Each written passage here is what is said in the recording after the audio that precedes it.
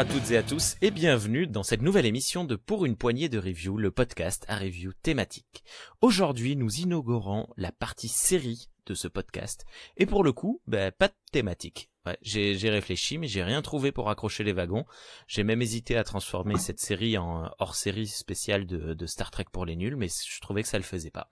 Alors on va rien dire et on va faire semblant que tout est comme d'habitude. Nous sommes donc en 2017 lorsque Seth MacFarlane se dit qu'il va faire comme le chanteur de Acme et proclamer que les étoiles ne sont pas, pour moi, assez hautes pour que je ne les atteigne pas. Oui, il nous annonce alors une série spatiale à la Star Trek. Tout le monde sait le type très fan de Star Trek, cela découlant dans toutes ses œuvres. Mais tout le monde est relativement frileux quant à la qualité qu'il nous livrera. Aujourd'hui, nous sommes 3 ans plus tard et 2 saisons de la série The Orville sont sorties. Et c'est avec un grand plaisir que nous allons en discuter autour de la table virtuelle de ce soir. Bonsoir Matou, comment ça va ? Bonsoir les amis, bonsoir tout le monde. Ça va. Ça vient. Entre ça va. terrain, voilà. Et bonsoir Doc, comment vas-tu ? Bonsoir, ça va très bien, merci. Doc, vous l'avez entendu une première fois sur... Non, je dis une bêtise, c'est la première fois que tu interviens. Non. Non, j'étais là la semaine dernière sur mais oui, l'épisode avec Pauline. Mais oui, pour parler des Super Sentai. Beauté, mais j'étais là. Oui, très très bien. Voilà, donc c'est la deuxième fois que vous entendez Doc, et vous l'entendrez de nombreuses fois à l'avenir. Bien. Eh bien, Matou, c'est toi qui voulais absolument parler de The Orville, donc est-ce que tu as un plan d'accès ou pas du tout ? Est-ce qu'on y va comme ça avec la micro et d'autres choses ? Bon, il y a tellement de choses à dire que il n'y a pas vraiment d'introduction bien définie, mais bon, on arrivera quand même à raccrocher les wagons. Déjà, pour commencer, est-ce que j'ai pas dit de bêtises par rapport à 2017 parce que j'ai fait les recherches vraiment vite fait entre midi et 2 là et en 10 minutes. Non, mais il faut savoir que le projet que MacFarlane, ça fait un moment qu'il tournait autour de Star Trek.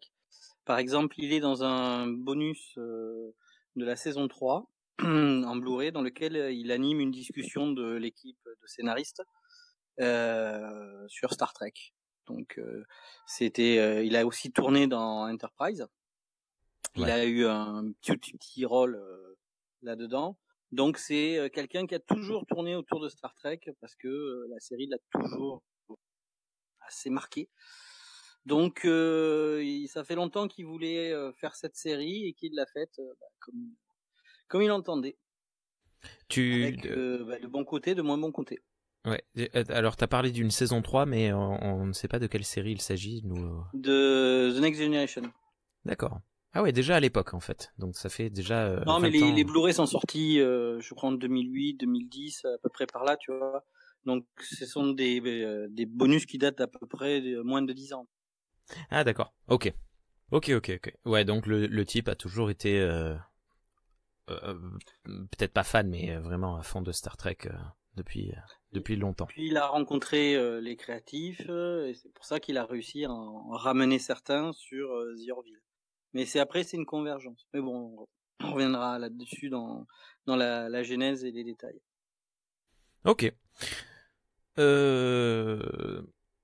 on va déjà se tourner vers Doc. Qu'est-ce que tu penses, toi, de The Orville ? C'est une série que tu apprécies particulièrement ou pas un peu ? Alors, complètement, on va dire. J'ai été très très agréablement surpris.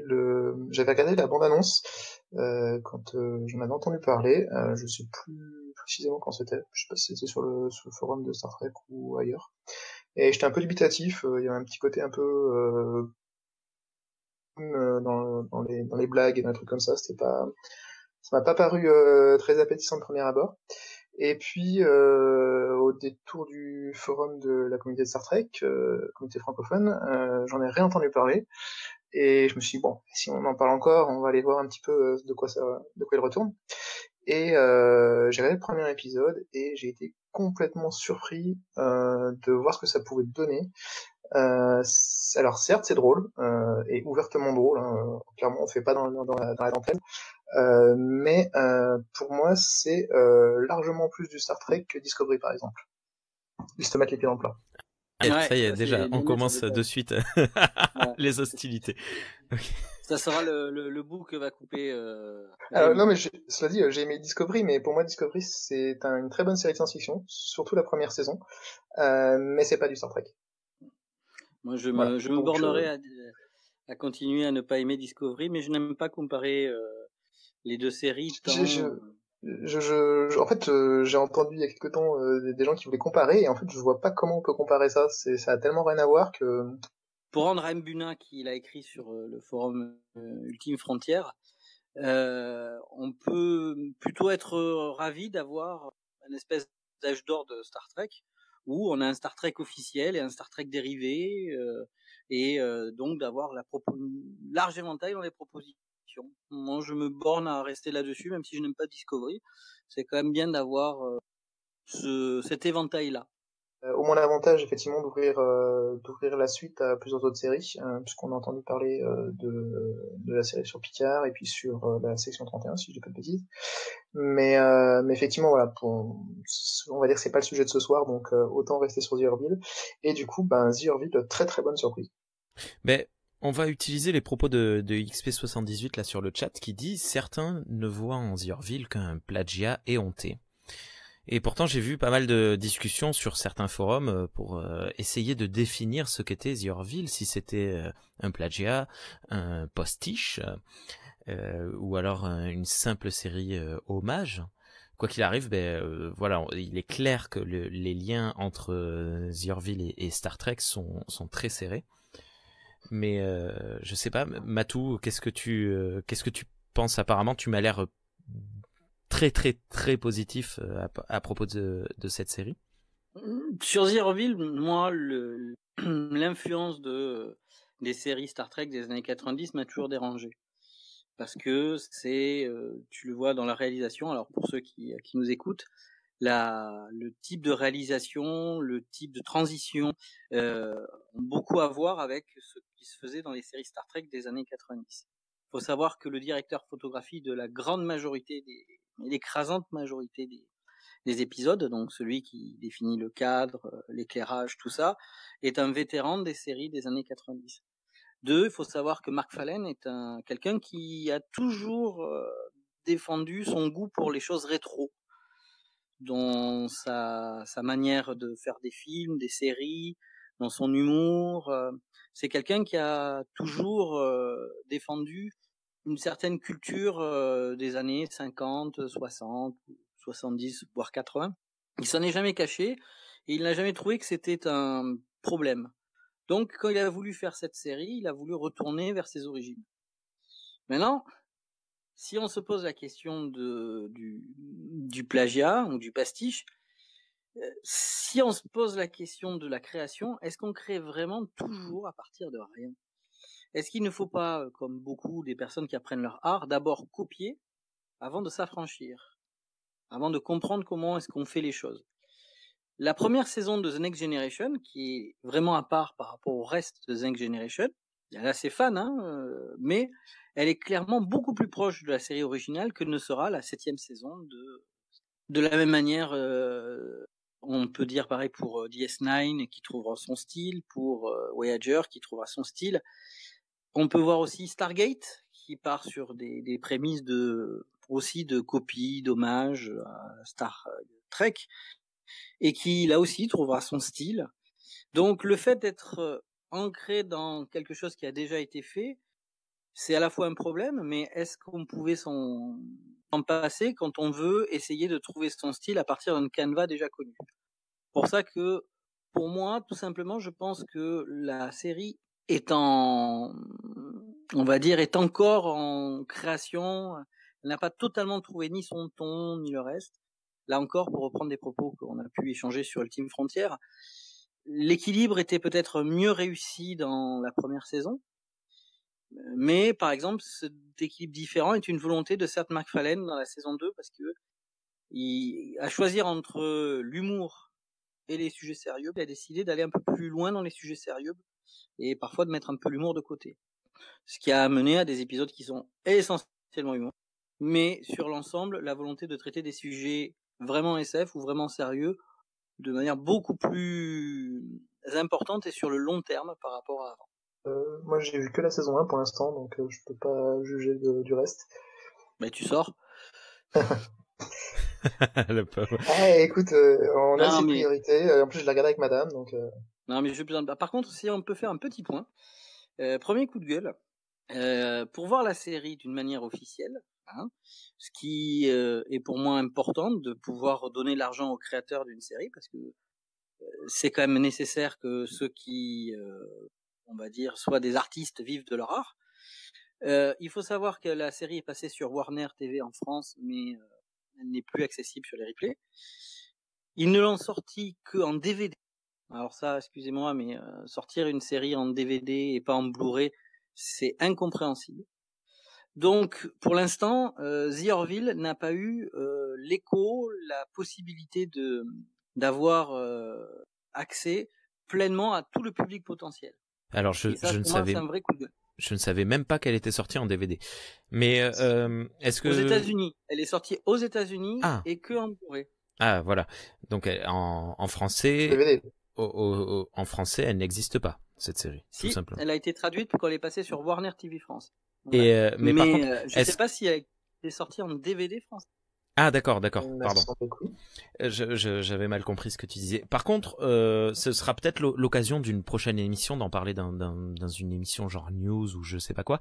Mais vu que CBS semble se lancer à l'international et que très probablement dans quelques années avec 2-3 ans grand maximum, Star Trek quittera Netflix, et que Apple TV va se lancer et que Disney Plus va se lancer et tout ça, on peut miser sur un transport de The Orville sur une plateforme genre probablement Apple TV.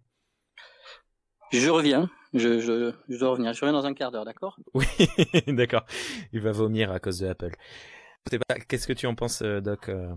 Alors, j'avoue, je suis pas très au fait de toutes les tractations côté chaîne de télé, mais c'est vrai que j'ai fait le même constat que Matou, de retrouver à regarder comment acheter les DVD pour avoir la saison de façon légale, et j'ai trouvé ça un peu dommage, mais malheureusement j'ai pas trouvé d'autres alternatives, que ce soit effectivement replay ou autre, même en VOD j'ai pas réussi à trouver. On peut faire du non illégal via un VPN et trouver des sites qui font du replay légalement, mais c'est très compliqué et très long, fastidieux. Donc, le temps que Matou revienne, je sais pas, moi j'aimerais bien parler du format en fait de The Orville.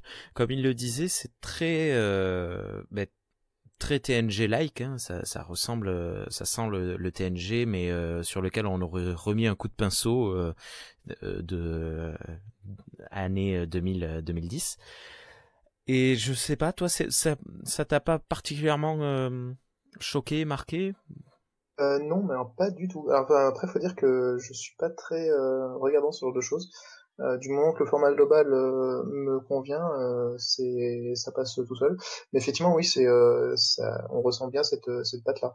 Après, faire du rétro, on a eu tellement de séries qui s'acharnaient à le faire de manière très volontaire et très ostentatoire.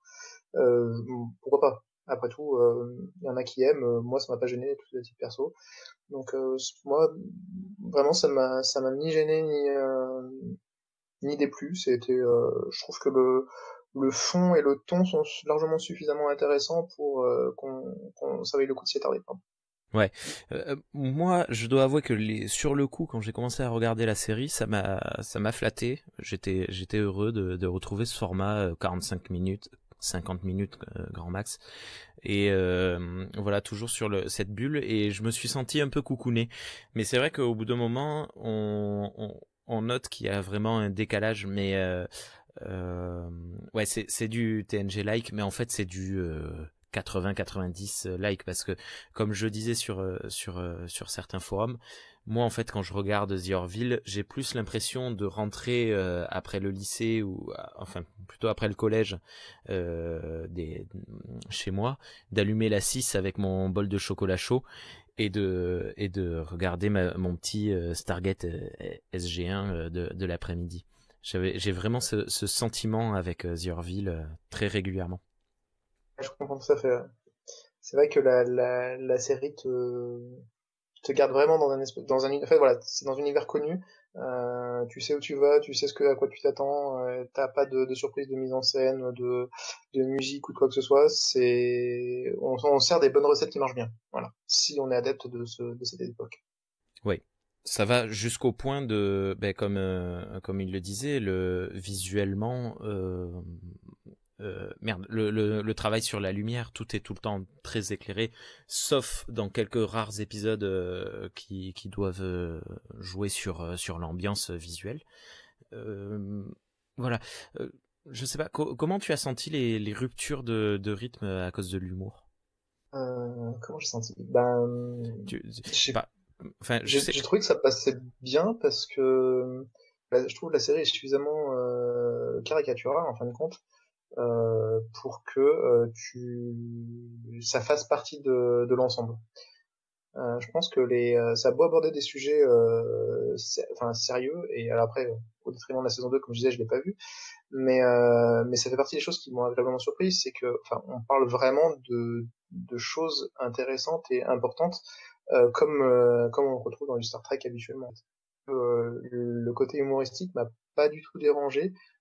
Surtout, je pense que ça vient comme tu disais, de cette espèce d'éclairage assez prononcé, qui fait que t'as pas une ambiance sordide et sinistre, ce qui fait que la plaisanterie passe mieux, je trouve. Je sais pas, moi ça me... Je sais pas. Il m'a fallu un temps d'adaptation déjà pour la première saison. Je prends juste une réaction sur le chat. Mbuna dit l'humour en fait est en évolution dans toute la série. C'est pas du tout le même au début que ce qui ne sera dans la saison 2, je pense. Et c'est vrai que la saison 2 est beaucoup plus supportable entre guillemets. Enfin, c'était pas insupportable, mais c'est juste que les personnages sont tellement bêtes que je trouve que ça casse toute forme d'immersion et de suspension d'incrédulité. Moi, quand je vois Mercer qui est pas capable de prendre une décision parce qu'il est trop con en fait, tout simplement, et qu'à côté de ça, il est capable de faire des combats contre les Krill et ce genre de trucs, je suis assez choqué. Je sais pas si ça te fait la même chose. Ouais, non, mais totalement. Il y a pas du tout d'immersion sur la série. Ça, c'est évident. T'es pas pris dans l'ambiance comme tu peux l'être sur certains épisodes d'autres séries ou films. T'es vraiment toujours un petit peu en retrait à regarder la télévision. Clairement, il y a pas ce côté immersif, comme tu disais, dans la série. En tout cas, toujours est-il première saison. Alors, XP nous disait que lui, il appréciait énormément la BO. Alors, c'est vrai que la BO est sublime. Par contre, on a beaucoup de repompe, entre guillemets, beaucoup de reprises de morceaux d'autres séries. Bon, je suppose que beaucoup de séries font ça. Mais il me semble qu'il y a beaucoup de reprises de musique de films et de séries de SF de manière générale. Par contre, XP disait que beaucoup de choses étaient sur fond vert et que ça se voyait. Moi, je trouve les effets spéciaux, surtout dans la saison 2, assez sublimes et assez surprenants. Vraiment, il y a beaucoup de positifs par rapport à ça sur la deuxième saison, je trouve. Mais bon, ça, après, lors de la première saison, c'est vrai que j'ai pas de souvenir particulier d'une scène ou d'un épisode qui était visuellement spectaculaire. Voilà. Alors, ce que personnellement je reproche beaucoup à Discovery, tu me diras si tu es d'accord ou pas, Doc, on a beaucoup de prises de position, mais il ne me semble pas qu'elles soient totalement assumées. Je je sais pas comment dire, mais en gros, j'ai l'impression qu'il y a une grosse, un gros, très très gros statu quo. Genre Bortus, le Moklan, le Worf de service, hein, sera toujours un père de famille de tel type, même dans certains épisodes. Bon, là, je parle de la saison 2, mais où il se passe des choses assez affreuses dans sa vie personnelle. Et pourtant, à la fin de l'épisode, bam, on revient au premier constat, au statu quo.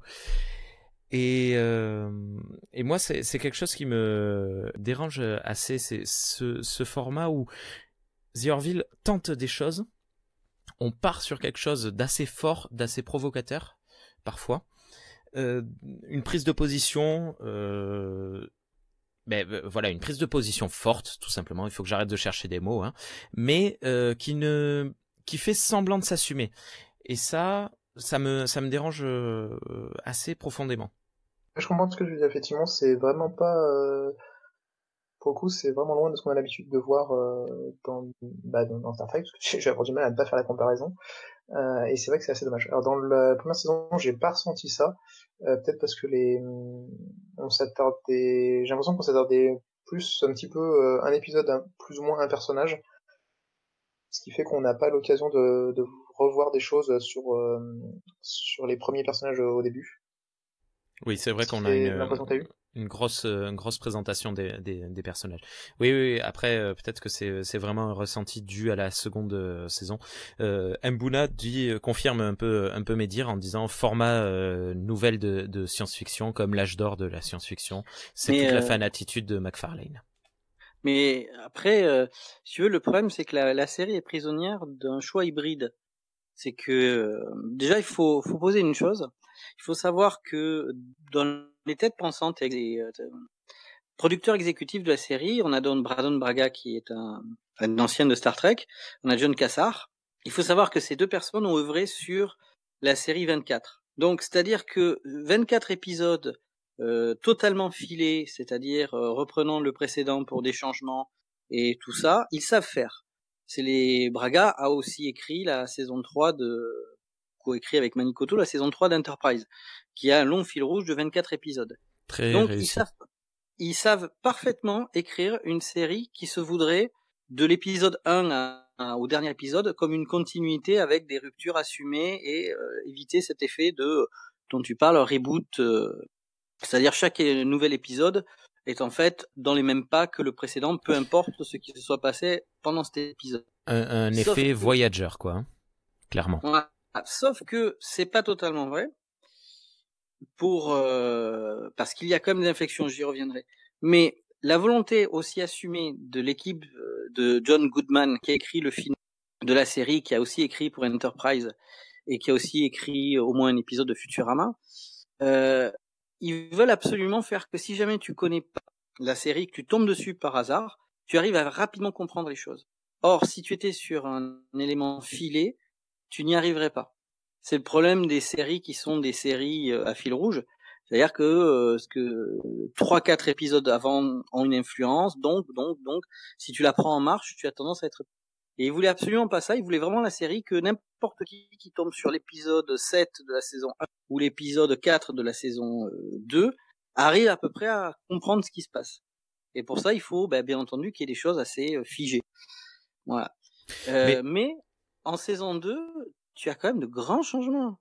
Tu as des éléments qui se suivent, tu as des thématiques qui se répètent. C'est-à-dire que la saison 2 est beaucoup plus un travail sur les personnages sur un long cours, dans lequel ils doivent réagir à des choses, des graines qui ont été semées dans la première saison, par rapport à des changements importants au sein de l'univers, même au sein des Moklans. D'ailleurs, c'est l'un des grands problèmes de cette saison 2, c'est qu'il y a trop d'épisodes des Moklans, mais j'expliquerai pourquoi, à quoi ça tire. Alors les Moklans, pour celles et ceux qui ne connaissent pas la série, c'est une espèce non humaine, voilà, très très représentée dans la série. Voilà. Et donc en gros, on peut dire que les Moklans, c'est une idée SF, c'est-à-dire nous avons des personnages qui sont tous non pas hermaphrodites, mais qui sont catégorisés comme mâles, mais qui ont une reproduction sous la forme d'ovipares. Voilà. Donc C'est une manière pour la série d'approfondir certaines des questionnements sociétaux, mais j'y reviendrai. Mais bon, tu as énormément, quand tu prends la saison 2 dans son ensemble, tu verras que pour chacun des personnages, il y a, entre guillemets, ce qu'on appelle en écriture, le voyage du héros. C'est-à-dire que pour chacun des personnages, entre l'entrée au début de la saison 2 et la fin de la saison 2, tous ont appris des choses, ne sont plus les mêmes qu'au début. C'est là où c'est assez fort, parce que c'est hybridé, parce que c'est pas comme le plus simple, c'est de faire 14 épisodes sur une histoire, comme c'est ce que fait Discovery. Discovery, on voit très bien que Michael Burnham, dans la première saison et la deuxième saison, a beaucoup de choses qui la poussent à remettre des choses en perspective. Très bien, elle n'est plus la même au début qu'à la fin, ça vaut aussi pour d'autres personnages, Saru, etc. Bon, bref. Mais il y a cette idée de cette continuité, de cet enjeu sur la même saison. La saison 2 de The Orville n'est absolument pas sur une continuité fil rouge. Et pourtant, quand tu prends le début de la saison 2 et tu prends la fin de la saison 2, tu es obligé de te dire que tous ces personnages ont une évolution. Ils sont confrontés à des problèmes et ils les ont surmontés, et donc ça les a changés de manière positive. Mais déjà, même en partie dans la première saison, notamment sur Mercer, sur le capitaine qui est joué par McFarlane d'ailleurs. Non, mais moi j'aimerais bien parler des questions sociétales. Sauf si Doc, tu veux enchaîner sur d'autres propos, n'hésite pas.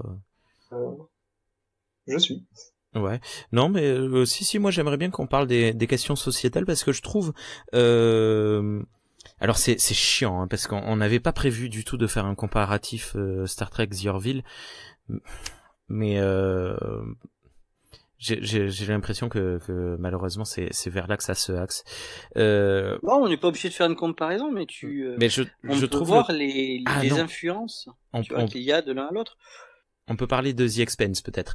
Je trouve les questions sociétales, pardon, et notamment toutes les questions de genre et d'orientation sexuelle bien mieux traitées dans The Orville que dans la plupart des autres séries que je regarde actuellement, qui alors là je marche sur un terrain glissant, mais je sais qu'il y a Pauline dans le chat, donc peut-être qu'elle pourra me reprendre si je dis de grosses bêtises. Mais ce que je trouve dommageable actuellement dans le cinéma et dans les séries, c'est que on essaye de faire passer de très très bonnes idées égalitaires de genre et d'orientation sexuelle, mais on les fait passer un petit peu à coups de burin par moment.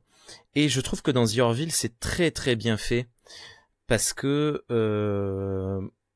elles sont traitées, mais comment dire, par exemple, lorsqu'on se rend compte en fait que Bortus, les Moclans, donc que cette espèce uniquement composée de mâles, d'ailleurs, ils sont présentés comme des mâles, parce que moi au début je me disais, s'ils sont tous des mâles, c'est que le genre n'existe pas. Ils sont tous, c'est tout.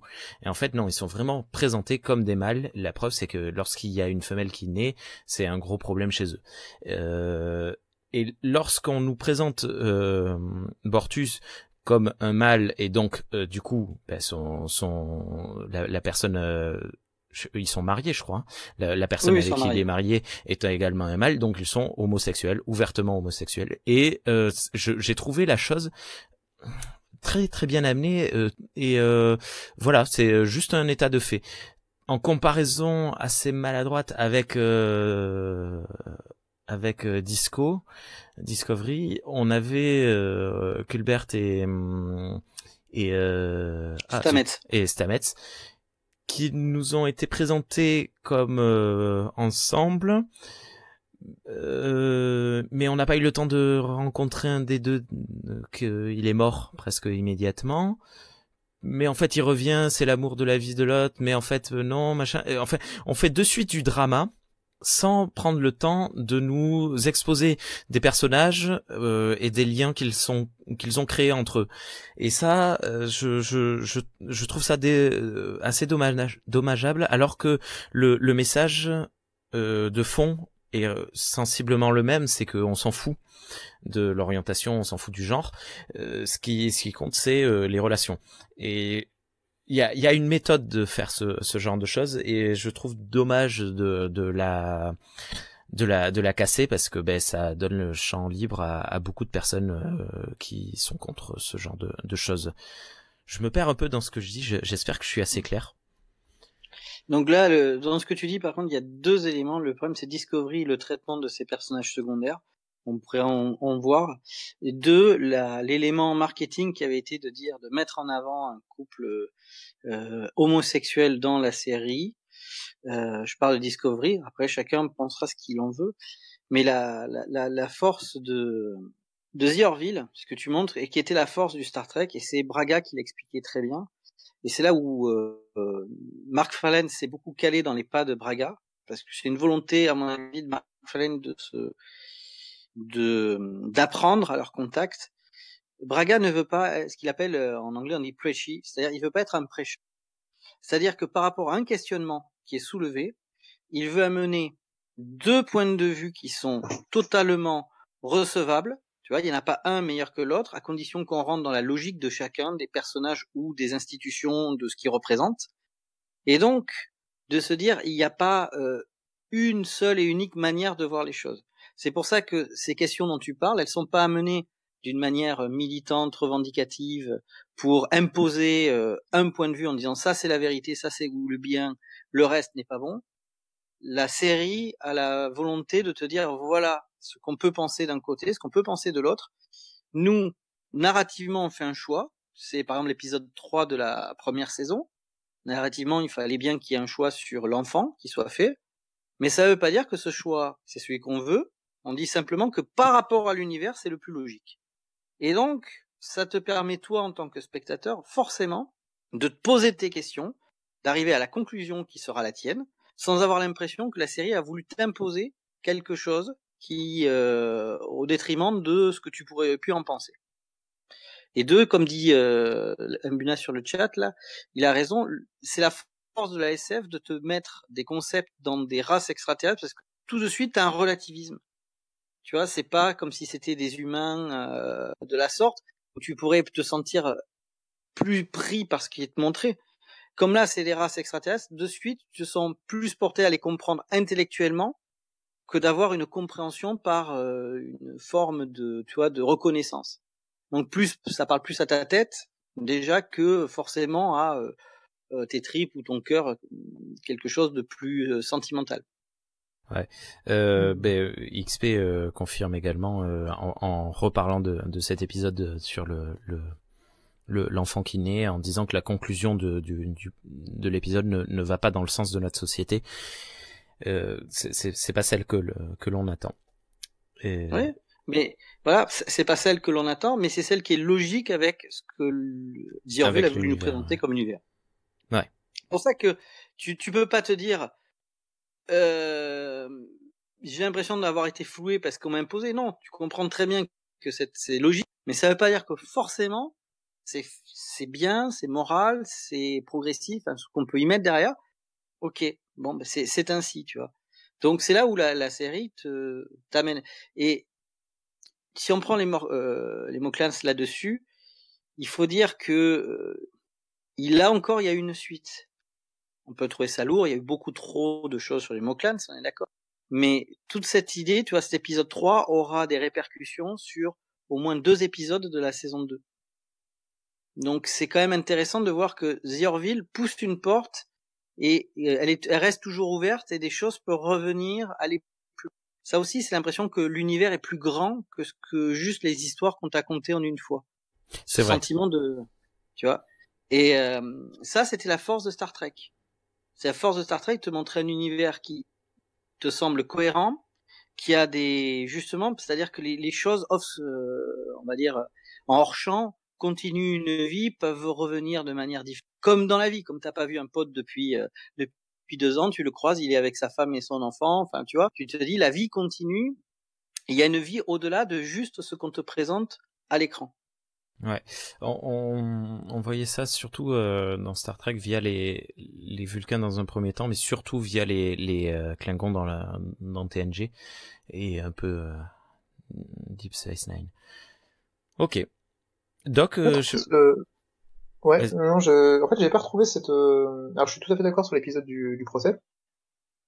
Et c'est clair qu'on voit bien les deux points de vue et ce que Matou expliquait. Par contre, j'ai pas du tout retrouvé ça dans les autres épisodes de la saison 1. Typiquement celui avec, alors j'ai pas retenu le nom de l'espèce, celle où ils se font capturer dans un espèce de zoo sur la planète de cette race technologiquement évoluée. Là, on aurait pu aussi avoir deux points de vue, mais un de chaque côté, et je trouve qu'il a justement pas été vu de cette race alien. On aurait pu faire aussi ce même parallèle avec le dernier épisode, que j'ai trouvé très très sympa d'ailleurs, où Kelly se fait une divinité pour une population. Alors là, on est très dans la directive première pour le coup. Et c'est pareil, on aurait pu aborder le point de vue des deux côtés, et je trouve qu'on est resté cantonné sur un seul des deux flancs. C'est en effet l'une des limites, c'est-à-dire que il n'y a pas toujours cet équilibre-là. Il y a certains épisodes de la saison 2 où tu as par exemple... vite fait sur Discovery, vous parliez de l'histoire avec le couple Colbert Stamets, et pour moi je suis pas du tout d'accord avec vous. Je pense que c'est une histoire d'amour qui a été mal exploitée et mal mise en scène, mais je vois pas du tout de lien avec le fait que le couple soit homosexuel. Deux choses complètement séparées. Ben, en fait, on nous présente le couple, et bam, on nous le détruit direct. À côté de ça, t'as Michael Burnham qui a droit à sa relation d'amour tout le long de la saison 1, qui évolue, qui a des hauts et des bas, mais j'ai trouvé pathétique. Qui est, voilà, c'est vrai, mais ça c'est vrai. Mais ouais, je comprends. Après, Minos dans le chat disait aussi qu'il avait trouvé la relation bien présentée, sans fioriture, juste un fait. Donc ça va à la rencontre. Peut-être que c'est mon ressenti qui est faux, parce que Matou n'a pas donné sa vision de la chose. Pour moi, l'histoire d'amour de ce côté-là est un raté, parce qu'effectivement, ça tombe bancal, il meurt, il y a un côté forcé sur le fait qu'il revient, c'est son grand amant, etc. Mais pour moi, c'est juste une histoire d'amour mal écrite, en fait, mal mise en scène, parce que on sent que c'est vraiment tiré à la corde, quoi. Mais pour moi, le genre des personnages ne rentre pas en ligne de compte sur cette histoire.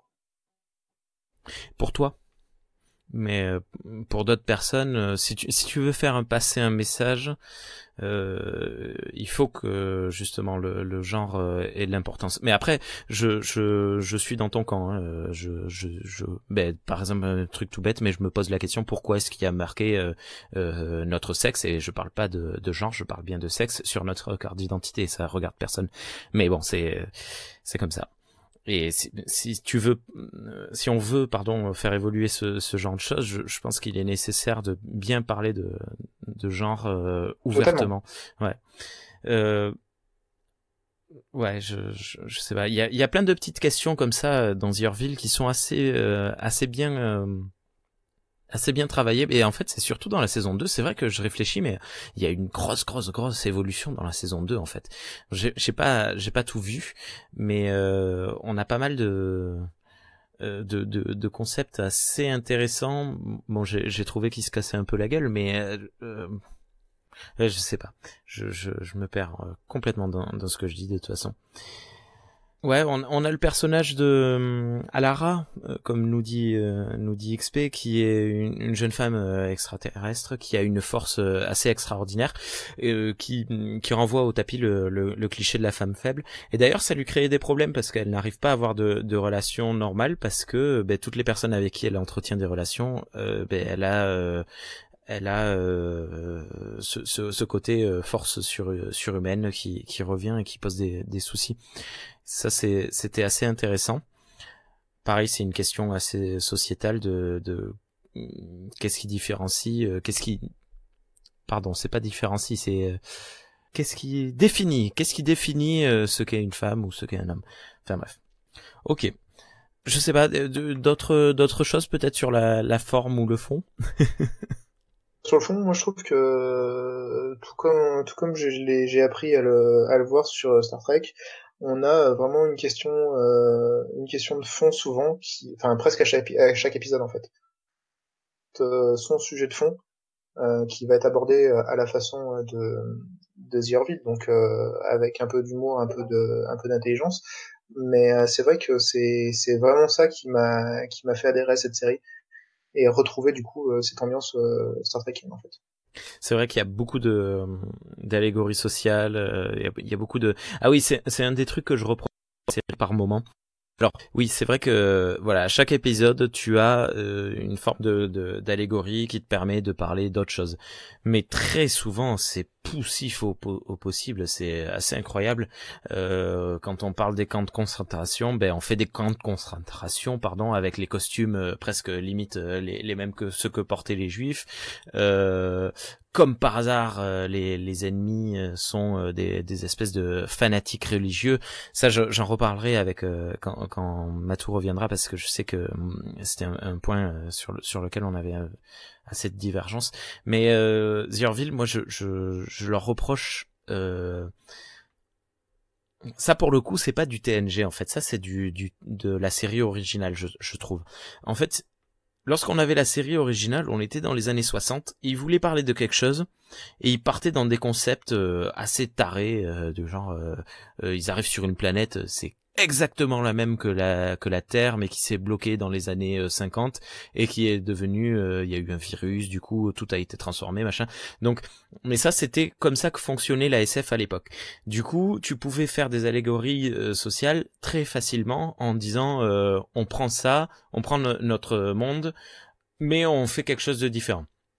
Parce que voilà. Mais nous, maintenant, on a 50 ans qui sont passés, et notre vision de la SF, notre vision méta, je parle de la SF, a tellement évolué que je trouve assez incroyable que dans The Orville, on débarque sur une planète qui est, oh là là, l'espèce vivante est vraiment très très proche de l'humanité. Oh, mais tiens, c'est marrant, ils suivent une doctrine religieuse très très proche de la chrétienté. Et tiens, on va parler de la chrétienté via un message de SF comme ça. Et moi, ça m'agace assez. Mais bon, je sais que c'est moi qui m'énerve un peu facilement sur ce genre de choses, parce que je trouve que le fond et la forme sont assez importants. Et ça m'énerve en fait de voir ce genre de facilité. Après, peut-être que je ne suis pas le public de The Orville. Je sais pas, c'est particulier. C'est vrai que le côté parodique ouvertement affiché laisse sur le public cible de la série. On peut y voir un côté fanservice qui va attirer les amateurs de Star Trek ou science-fiction, et un côté un peu potache qui peut plaire à un plus grand monde. Mais c'est vrai que ne se montre pas très subtil, quel qu'en soit le sujet. Ça peut effectivement être quelque chose qu'on peut lui reprocher assez facilement. Oui, mais en même temps, c'est le cas de j'ai envie de dire 99% du contenu de la saison 1. Mais pour moi, la grande ambition de The Orville, c'est d'être drôle, alors que la SF est pas spécialement connue pour être drôle. Donc de tenter d'hybrider quelque chose qui à des moments te fait vraiment rire tellement c'est con, et en même temps des sujets profonds. C'est-à-dire arriver à faire ce que Mark Fallen a toujours voulu faire, c'est nous raconter des histoires SF qui sont des concepts compliqués tout en vous faisant rire. Et excuse-moi, mais c'est sacrément ambitieux et c'est sacrément casse-gueule potentiellement. Pour ça que la série a eu du mal sur les premiers épisodes de la saison 1 à trouver son style. Mais après, moi je trouve que la deuxième ambition de The Orville, c'est de tout faire ce qu'elle traite de manière simple. Et la simplicité, c'est pas une injure. Au contraire, faire simple, c'est dur. The Orville traite de questions compliquées d'une manière simple. On peut lui reprocher, on pourrait penser qu'elle pourrait aller plus loin dans la complexité, montrer plus de choses, mais comme c'est une série hybride, C'est-à-dire qu'elle veut faire rire, faire réfléchir, divertir, beaucoup de choses à la fois. Elle peut pas approfondir totalement tout ce qu'elle évoque. Mais elle essaye de le faire au plus simplement possible. Et cette simplicité, moi, ce que j'apprécie beaucoup, c'est que ça en fait une très très bonne porte d'entrée pour des jeunes qui n'ont pas autant de vécu de SF que d'autres, C'est vrai. qui n'ont pas vu tout Star Trek. Et c'est, je trouve, une très très bonne porte d'entrée. Tu demandes à quelqu'un c'est quoi la SF, ben tu lui montres The Orville et quelques épisodes, pas tous, mais tu lui montres des épisodes de The Orville et il va mieux comprendre ce que c'est que de la SF. Et dernière chose, The Orville a aussi une très grande ambition, c'est que grosso modo la science dans The Orville, sous toute forme qu'elle soit science humaine ou qu'elle soit science dure, n'est jamais maltraitée. Elle n'est pas un gimmick qu'on va utiliser pour en fait tendre vers la fantasy. Non. Par exemple, en saison 2, il y a l'épisode sur une planète avalée par son soleil, qui est extrêmement bien rendu et qui ressemble vraiment à un petit côté, moi, que j'avais toujours aimé dans Star Trek, c'est t'as toujours la curiosité de voir ce genre de phénomène de tes propres yeux, et la série te permet de le voir. C'est moi, vrai. tu vois, et ça, c'est-à-dire une étoile, une planète, une interaction, et tu vois, par exemple, dans la mise en scène, tu vois les personnages être contents de contempler ça. Et quelque part, moi, j'étais exactement comme eux. Après, ils ont greffé une histoire, on peut en penser ce qu'on veut et tout, mais voilà un élément vraiment de science. Et l'idée de dire, regardez, ça peut être bon. Le coup du trou noir, fin de saison 2, je suis un peu moins d'accord. Mais bon, on peut dire que tout le monde peut se rater un peu. Alors, revenir à ce que disait Rémi juste à l'instant, c'est nous en tant qu'amateurs de science-fiction de plus ou moins longue date, on n'est pas forcément le vrai public cible de la série. Pour ça que moi je ne compare. Moi, si on devait faire une comparaison avec The Orville, c'est pas avec Star Trek que je la ferais, même si c'est très inspiré. Moi, je la comparais à Stargate. Ouais. Stargate, qui est pour moi une série que, enfin, je pense, beaucoup sont rentrés par Stargate pour ensuite aller vers Star Trek. Les influences de Star Trek sur Stargate sont très importantes, mais vraiment très très importantes. Le Brad Wright, elle avait dit que de toute façon, lui, son rêve, c'était d'écrire pour Star Trek. Est-ce que Stargate Atlantis, Stargate Universe, est-ce que c'est vraiment des séries qui sont si, on va dire, à jeter, tout ça parce qu'elles se sont inspirées de Star Trek, parce qu'elles ont copié Star Trek, parce que, par exemple, c'est quoi? On a, dans Stargate SG1, on suit une équipe, comme dans The Next Gen. Dans Atlantis, on suit ce qui se passe sur une base, comme dans Deep Space Nine. Dans Stargate Universe, on a un vaisseau perdu loin qui essaye de rentrer dans la Terre, comme dans Voyager. Quand on fait le compte, Stargate a énormément copié les réplicateurs pour les Borg, etc. J'en passe des meilleurs. Franchement, il y a même le subespace. Il y a même la téléportation. The Orville n'a même pas la téléportation alors que Stargate l'avait. Si on va par là, Stargate est aussi une grande copie de Star Trek. Est-ce que on doit regretter toutes les heures qu'on a passées à s'amuser avec eux, à les regarder? Moi, je pense pas. Pour ça que je trouve que The Orville, Stargate, c'est la même chose. Ce sont des dérivés. Apprécions-en pour ce qu'elles en sont chaque fois. Et ça rend Star Trek encore plus fort parce que ça montre à quel point Star Trek arrivait à aller encore plus loin dans le traitement de certaines questions. Moi, je te rejoindrais sur le fait que Stargate n'est pas acheté. Alors, il y a beaucoup de critiques à en faire, hein, mais il y a effectivement quand même pas mal de choses qui sont intéressantes. Avec les reliquats de facilité ils parlent tous la même langue, etc. Que Star Trek avait réglé avec le traducteur universel. Mais non, je pense qu'effectivement, ça reste une série de SF qui est assez honorable et qui apporte pas mal de choses. Et avec un petit regret de la fin prématurée de comment c'était, tu m'as dit la dernière? Stargate Universe. Oui, je suis bien d'accord. Qui avait un potentiel assez intéressant d'un point de vue exploitation du background de la série et qui, je pense, n'a pas trouvé son public parce que c'est pas du Stargate comme l'étaient les deux premières séries. Absolument d'accord. Donc, pour moi, The Orville, je pense qu'elle va marcher sur les pas de Stargate dans le sens que, à partir d'une inspiration, elle va pouvoir trouver sa propre voix, son propre ton. Donc, d'être, comme je dis, cette série hybride, humour, SF, société, et on tourne tout ça pour arriver à, pendant 45 à 50 minutes, s'amuser. Et ressortir de ça avec... en ayant eu des sensations et en ayant eu le cerveau qui est amené à se positionner sur des questions qu'on n'avait pas en entrant. Je trouve que c'est quand même, pour moi, la définition simple de ce qu'on peut attendre d'une série télévisée. Une série télé, alors. Oui. Je suis tout à fait de ton avis. Et puis après, on sait bien qu'une série trouve pas ses marques dès le premier épisode. Il faut forcément attendre l'adaptation, que les acteurs puissent jouer correctement ensemble, et puis trouver son ton, son style propre, de manière à évoluer à elle seule, quoi.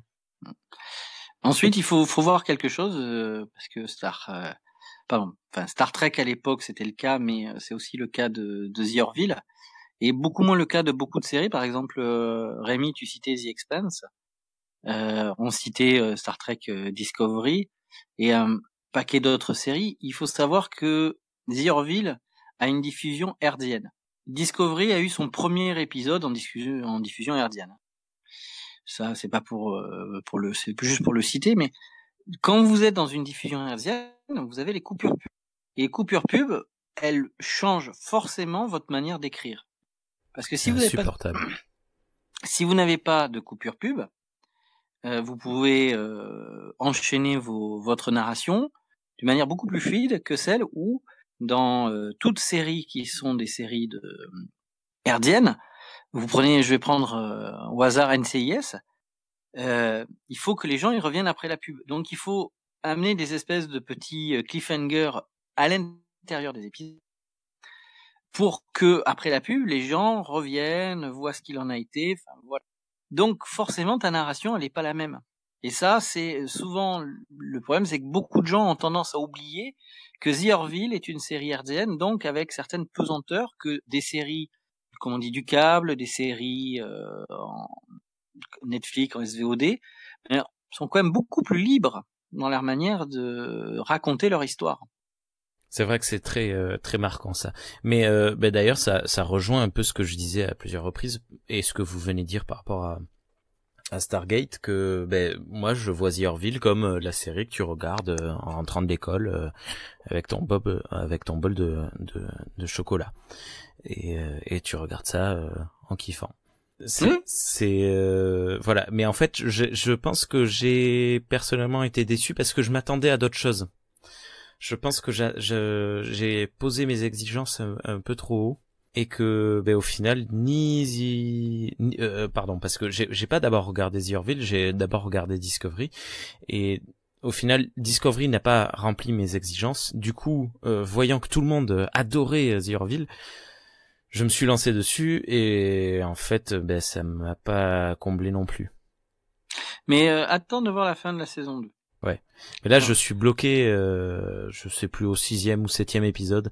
Tu es dans le ventre mou de la saison 2, c'est-à-dire, déjà, de toute façon, c'est simple. Dans la saison 2, le premier épisode, c'est le retour de la série. C'est un vaudeville écrit par Mark Fallen. C'est fait pour s'amuser. C'est fait pour reconnecter le public avec les personnages et il y a pratiquement pas de volonté SF. Le deuxième épisode, Primal Urge, était un épisode de la saison 1 qu'ils ont un petit peu retravaillé mais qui a été déplacé par le network en saison 2. Donc tu y retrouves pas tellement plus d'évolution. L'épisode 3 est un épisode qui a une petite édit SF mais très très bien traité. C'est autour de la gravité. Approfondit un personnage juste assez pour que Belle parte. Je ne dirais pas plus. C'est la limite du spoiler. C'est-à-dire qu'on approfondit vraiment son personnage, parce que là, c'est là où tu vois qu'il y a une qualité d'écriture dans The Orville, parce que cette idée-là du ce que ce personnage dans l'épisode 2 de la saison 1 a un manque de confiance en elle, dans l'épisode 3 de la saison 2, tu comprends d'où vient ce manque de confiance en elle. Et tu te dis, mais oui, c'est logique. Ce que je te disais, qu'il y avait, tu vois, des échos. Et que, encore une fois, pourquoi est-ce que, ah d'accord, maintenant que j'ai vu ça, je comprends. Et à partir de péripéties, elle arrive à sublimer, et là, tu es encore plus attaché à elle que elle part. C'est comme ça.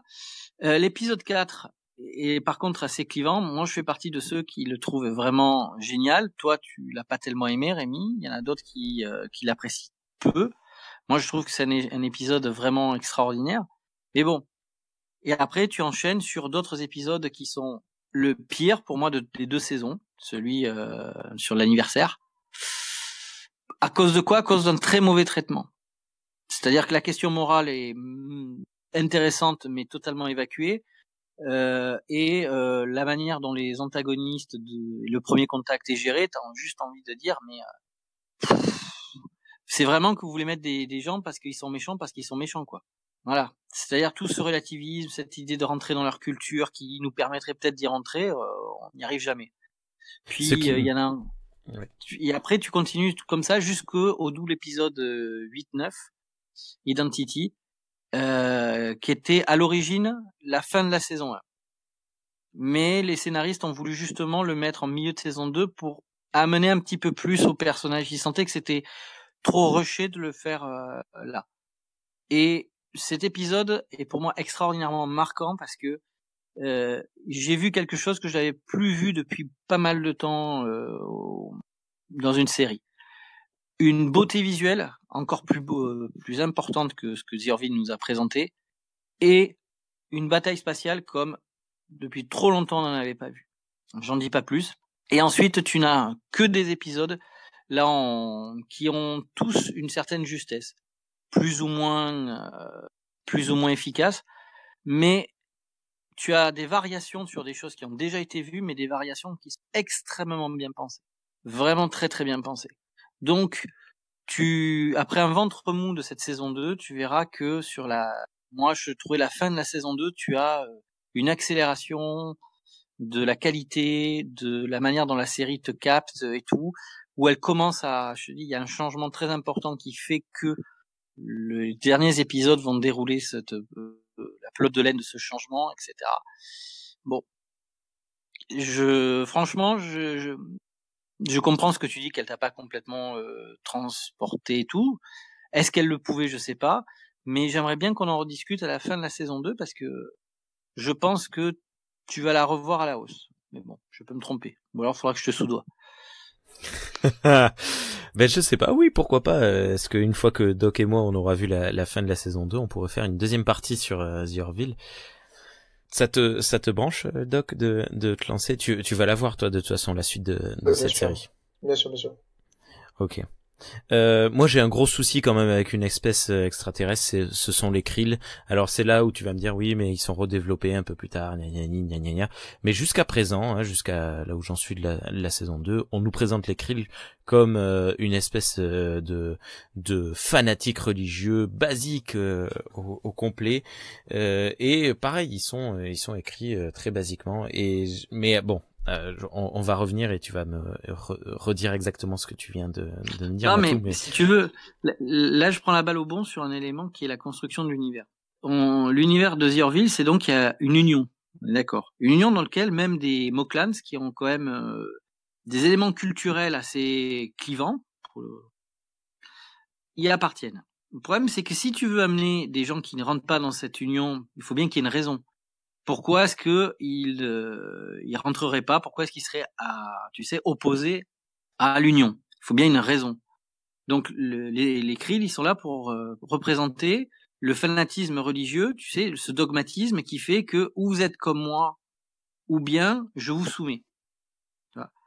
Il y a l'autre penchant pour ne pas faire partie d'une fédération, d'un projet collectif, c'est ce qu'on appelle l'impérialisme, c'est-à-dire je suis plus fort que vous, j'ai mes principes à moi et je vais vous soumettre. Et la série, tu verras, les Krill, c'est ce fanatisme religieux, c'est-à-dire ils ne reconnaissent pas l'autorité, ils reconnaissent pas des principes, ils reconnaissent que leur Dieu est le message du Dieu.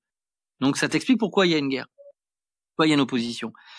Et d'ailleurs, la force de l'épisode 4 de la saison 2, c'est de montrer à quel point ce fanatisme s'est retourné contre eux, parce qu'ils se sont mis, on va dire, comme ennemi, une race assez bourrine, qui est pas spécialement, enfin, on les voit qu'une fois, qui est pas spécialement sympa, mais voilà, ils sont arrivés chez eux en leur disant, d'après notre prophétie, chez vous, c'est chez nous.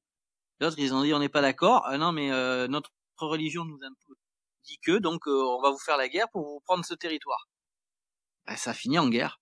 Donc, il fallait bien qu'il y ait l'illustration, tu vois, d'un côté dogmatique religieux, pour expliquer pourquoi est-ce qu'on ne participe pas à l'Union. Et tu verras dans la série comment ça sera traité, mais sinon, pourquoi veux-tu qu'une race qui serait totalement positive accepte de ne pas être ne soit pas dans l'Union et soit en guerre contre l'Union? Il y a une raison à une guerre. Ils peuvent être expansionnistes et belliqueux, tout simplement parce qu'ils ont envie. Enfin, je sais pas. Moi, c'est juste que ça m'agace ce côté. Ouais. Il y a des expansionnistes belliqueux qui ont déjà été prévus, donc tu peux pas avoir les deux. C'est pour ça qu'il fallait qu'il y ait une thématique. Donc, je te dis, je te laisse découvrir la fin de la saison 2. Mais en plus, que ce qui est très très amusant, c'est que c'est une phrase qui est dite dans l'épisode 4 et qui est très juste dans la discussion entre le capitaine qui incarne l'Union et donc les principes, les croyances, ce qui a structuré ce projet collectif, et les Krill. Et quand il lui dit j'ai étudié votre peuple, vous n'étiez pas aussi fanatique avant, et face à la découverte de quelque chose, en gros devant la peur de l'inconnu, il y a deux manières. Soit on essaye de le comprendre par la science, soit on va se jeter dans un irrationnel pour se rassurer. Et quelque part, ils essayent de nous dire que les Krill, ils ont choisi la fuite dans l'irrationnel religieux pour se rassurer face à la peur qu'était de ne plus être les seuls dans l'univers. Et je trouve que c'est un message, encore on touche sur de la et aussi certaines considérations sociologiques, historiques. Voilà, que fait-on face à une situation qui nous met mal à l'aise? Est-ce qu'on est dans un rejet? Est-ce qu'on est dans une fuite irrationnelle? Ou bien est-ce qu'on essaye de se calmer et d'analyser les choses? Les Krill, tout simplement, ils illustrent qu'est-ce qui se passe quand tu pars dans cette tirade. Ok. Je sais pas, moi j'ai eu un ressenti, et puis bon, ça me gave, ces questions de religion qui sont toujours plus ou moins les mêmes. Mais ok, je vois où tu veux en venir. XP en profite sur le chat pour nous conseiller le visionnage de la série Futureman, je sais pas si vous connaissez, qui est disponible sur OCS Orange. Non, je ne connais pas, moi. J'ai entendu une fois le titre, c'est tout. Ok. Est-ce qu'il y a je sais pas, Matou, dis-nous si tu as d'autres points de The Orville que tu voudrais aborder. Oui, il y en a quelques-uns, mais tu vois, je veux dire, pour moi, quand Mark Farlane fait la saison, pour ça qu'on trouve que il y a des fois deux The Orville un petit peu plus, les deux sont en opposition. T'as l'impression que ils sont chacun de leur côté à faire un bout de la série, ça manque de continuité. Mais en fait, Mark Farlane a décidé de suivre Braga pour aller dans le sens, je dis, de questions plus profondes. C'est-à-dire, c'est lui qui s'est mis un petit peu de côté. Sauf qu'il fallait quand même qu'il y ait des épisodes moins chers à faire. Il y a des épisodes un peu plus drôles parce que on a vendu The Orville comme une série drôle. Quand même, il faut quand même en faire un peu. Donc, il y a eu, tu vois, la nécessité un peu comme face au network de dire, écoutez, on va vous mettre un peu de soap, on va vous mettre un peu d'humour, on va vous mettre de l'action un peu spéciale. Parce que derrière, on veut vous fourguer des trucs sur l'identité, sur l'intelligence artificielle, sur les fanatismes religieux, comme si, tu vois, il y avait la nécessité de doter du basique au network comme caution pour pouvoir faire ce qu'ils veulent. Dans la saison 2, ils ont décidé d'approfondir les personnages et ils ont voulu aussi approfondir l'univers.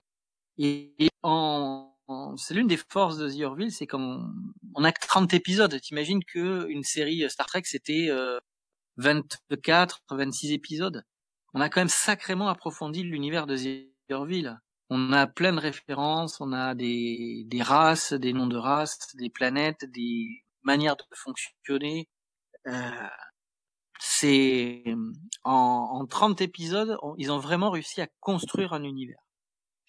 Et à mon avis, une grande force de cette série, et ce qu'on voit plus assez, c'est construire un univers. Pas que des personnages, pas que tout tourne autour des personnages, pas que l'univers se courbe vers les personnages. Non, un univers qui existe sans les personnages. Et ça, c'est assez fort. Comme je dis, c'était la bonne SF, celle qu'on a connue, elle arrivait à faire. Et ça s'est, je trouve, pas mal perdu. Ça s'est perdu aussi parce qu'on nous a donné beaucoup de dystopie. Ça, c'est un autre élément de The Orville. The Orville a la volonté d'être lumineux. Ça se voit dans les décors, ça se voit dans beaucoup de choses. Et parce que on veut en sortir un peu de la dépression post-11 septembre où tout est dark, noir, et puis que le futur, il est pourri. Et puis que si le futur, il est pas pourri, l'après-futur, il est encore plus pourri.